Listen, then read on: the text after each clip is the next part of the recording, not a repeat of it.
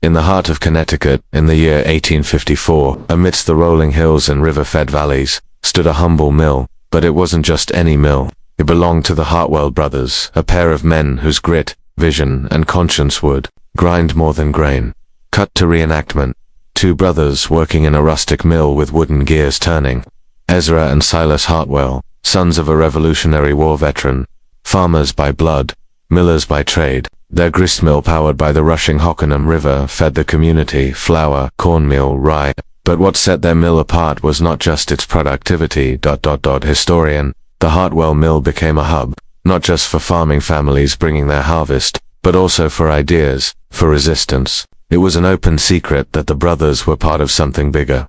Scene shift, quiet nighttime shot of the mill, flickering lanterns inside Connecticut.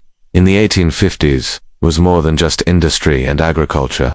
It was a crossroads between North and South, freedom and slavery, and the Hartwells, they chose their side. Reenactment. Silas meets a traveler under cover of darkness. The Hartwell Mill became a station on the Underground Railroad. Beneath sacks of grain and beneath floorboards, escaped slaves found brief refuge, a warm meal, and a path forward. Cut to interview with local descendant. My great-great-grandfather said he remembered his father calling it a place where freedom whispered through the stones. That mill was alive, not just with work, but with purpose. Scene, Ezra mending a broken wheel, glancing out the window anxiously. Risk was constant. Harboring fugitives meant prison or worse. But the Hartwell brothers pressed on. They wrote no journals. They left no public speeches. Only quiet defiance, and a grinding wheel that never stopped turning. Montage. The seasons passing, the mill aging, new hands working the same land. After the Civil War, the Hartwell Mill returned to ordinary business, but its legacy was anything but ordinary. By then, the grain it ground had helped feed not just stomachs, but a movement. Cut to ruins of the mill site today. Sound of rushing water in background today. Little remains of the Hartwell Mill but stones and stories. But in 1854, it stood as a quiet monument to courage, proof that even the simplest places can be touched by history. And even the humblest of men can change its course. The Hartwell Brothers. The mill that ground more than grain. Connecticut, 18,541,854. Connecticut. The air smells of cut timber and iron. The rivers still sing their steady song, powering the wheels of 1,000 mills. But along the banks of the Hartwell River, one mill hummed with a different kind of energy. Quiet, defiant. Revolutionary. Scene 1. The brothers cut to rustic wooden mill. Ezra Hartwell, early 40s, steady hands and a sharp eye, adjusts the grindstone. Silas Hartwell, younger by 5 years, is reading a letter at the workbench. Silas softly, runaways.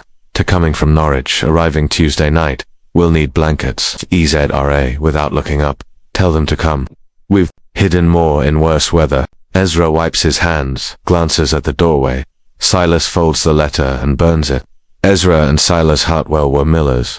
But more than that, they were conductors, station keepers on the Underground Railroad. Their mill ground corn and wheat by day, and harbored fugitives from slavery by night.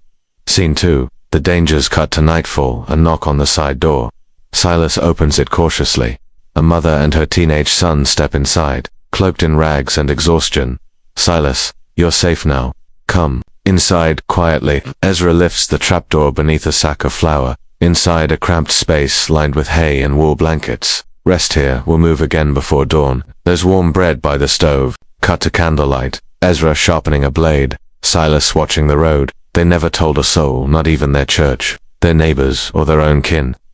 The Fugitive Slave Act of 1850 had made harboring escaped slaves a federal crime. Fines, jail, property seized, reputation ruined. Cut to local constable speaking to Ezra. Constable, you've been keeping odd hours. Ezra, you know the law. EZRA coolly, and you know the price of flour's gone up. That's what keeps me up. Scene 3. The grind of purpose montage. Sacks of grain loaded onto carts, a lantern swinging, silhouettes moving at night. The Hartwell Mill did not stand tall. It did not make the papers, but it moved always. And with every turn of the millstone, with every sack of rye, it whispered, freedom is coming. Cut to Silas teaching a young runaway boy how to grind wheat. Silas, push here. Keep your hand away from the stone, like this. Boy timidly. Will I be free? Mr. Silas, after a pause. You already are. Now you just have to stay that way. Scene 4. The war comes. Fast-forward imagery. Letters arriving. The election of 1860. Cannon fire. Abraham Lincoln's voice echoes faintly as the nation tore itself apart. The Hartwell brothers held firm. The war made their work harder and also gave them hope. In 1863, with the Emancipation Proclamation, the tide began to turn. Cut to Ezra reading a letter from a freed man they once sheltered. EZRA reading aloud. To the heart. I reached Canada. I have taken a wife. Our son is named Ezra Silas Brown. He was born free, because of you, your brother in Christ. Josiah, modern day. A field of tall grass and scattered stones where the mill once stood. The Hartwell Mill burned in 1881. Some say lightning struck. Others say the fire was no accident. What remained was ash and legend. Cut to local historian kneeling by the foundation. Historian, no plaque, no statue, just this foundation. But this place, it helped free dozens, maybe more. It ground, grain, yes, but also fear, also silence. Final scene, river flowing, soft music, building in 1854. The mill turned, day after day, night after night. It fed the hungry, it sheltered the brave. It challenged the law of men in the name of a higher one. Words appear on screen. Freedom is not always declared in battle. Sometimes, it is whispered. Beneath floorboards, behind millstones, through the hearts of men like the Hartwells, the Hartwell brothers, the mill that ground more than grain in a sleepy Connecticut town. Along the Hartwell River, stood a modest mill run by two quiet men. The Hartwell brothers, Ezra and Silas, weren't heroes by design, but by choice, and by courage. Scene 1, the mill visuals. A wooden water-powered grist mill. Inside, the stone wheels grind. Silas pours corn into the hopper. Ezra checks a ledger. EZRA muttering. 7 bushels rye, 4 corn, 2 sacks oat. Silas glancing at the door, and 2 souls from Norwich tonight. Silence. Ezra meets Silas's eyes. A slow nod. They said nothing more. They didn't need to. Every turn of the grindstone was a secret pact that grain would move by day, and justice by night. Scene 2. The stakes cut to. Constable Greeley arriving, dust swirling from his boots. He eyes the mill suspiciously. Constable Greeley. Strange. Hours you boys keep. Some folks wonder if it's just grain that moves through this mill. EZRA calmly. You're welcome to watch it grind, Greeley, but only if you bring your own sack. Constable smirks. Leaves. Silas exhales. Silas. One day he's gonna come with more than questions. The Fugitive Slave Act had made it illegal to help runaways, turning freedom into a crime and silence into a sentence. Scene 3, the arrival. Night, a knock. Silas opens the barn door. A young man and his little sister, scared, barefoot, step inside. Boy whispers, "Is this the place?" "The safe one," Silas, softly. "It is now. You've walked far, boy, from Delaware. Mama didn't make it, said just get to the mill." Ezra appears with bread and a flask of water. The children eat slowly, eyes wide. The Hartwell Mill became more than wood and water. It became a threshold between bondage and breath. Scene 4, the deception. Morning, a neighbor, MRS. Whitcomb, approaches suspiciously. MRS Whitcomb, you hear the sheriff's taking notes. Says good folk are helping slaves now. Treason, they say.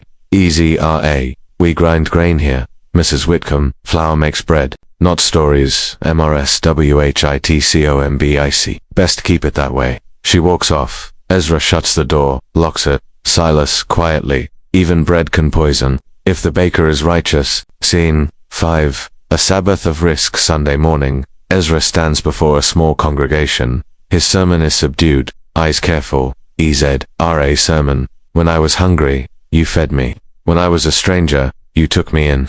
A pause. He scans the room. Greeley Whitcomb friends, spies, EZRA, conted, ... And when I was shackled, you broke the chain. That is the measure of a people. Silas looks up. The congregation is silent. One man nods, even from the pulpit. The Hartwells refuse to look away. Scene 6, a raid nearly missed, cut to night. A knock again, but it's fast. Urgent, a local abolitionist, Jonathan Ray, appears breathless. Jonathan Ray, they're coming now. Greeley's got a writ. Ezra and Silas spring into motion. The children are lowered beneath the mill into the grain vault, camouflaged with bags. Silas locks the trap door. Moments later, Greeley bursts in. Constable Greeley, search it. Men storm the mill, turning over bags, prodding floorboards. Nothing, easy R.A. stone-faced. If you're done wasting daylight. Greeley, I've got mouths to feed. Greeley hesitates, leaves, furious. Silence returns. Silas opens the trapdoor. The children are still, terrified. Silas whispers, "It's over. For now." Scene 7, Aftermath and Memory Montage. The Civil War begins. Ezra watches young men march off. Letters from former runaways arrive. Silas buries a box under the barn. Inside, names, roots, memories. By 1865, the war was over. Laws had changed. But the Hartwell Mill, weathered, sagging, had already written its chapter in history. Scene 8, modern day, present day. A plaque at a stone foundation. Grass sways, a mother and daughter stand nearby. Daughter, there used to be a mill here. Mother, yes, and men who ground grain by day, and risked everything by night. Ezra and Silas Hartwell left no journals, no heirs, but freedom remembers the quiet ones, the unseen hands, the millstones that ground not just grain but the chains of a cruel nation. Soft music builds a single mill wheel turning. And so, the Hartwell brothers pass into legend. Not as warriors, not as politicians, but as men who knew when to speak, when to act, and when to stand between injustice and the road ahead. Fade to black, final words appear on screen. Justice is a quiet craft, but its hands are strong. In memory of the Hartwell Mill, 1854, 26 souls, all gone north. 8 children, 1 baby, 1 man buried under the orchard. Ezra, we swore we wouldn't write names. Silas, not names, just truth. Someone has to remember. He closes the book and hides it behind a false brick in the fireplace. With every rescue, the weight grew heavier, not from guilt, but from silence. The Hartwells knew the world might never hear their story, but that wasn't why they did. It's scene 17. A ghost returns years after the Civil War. A freedman arrives at the new gristmill built near the ruins. His name is Caleb Brooks, son of Josiah, Caleb.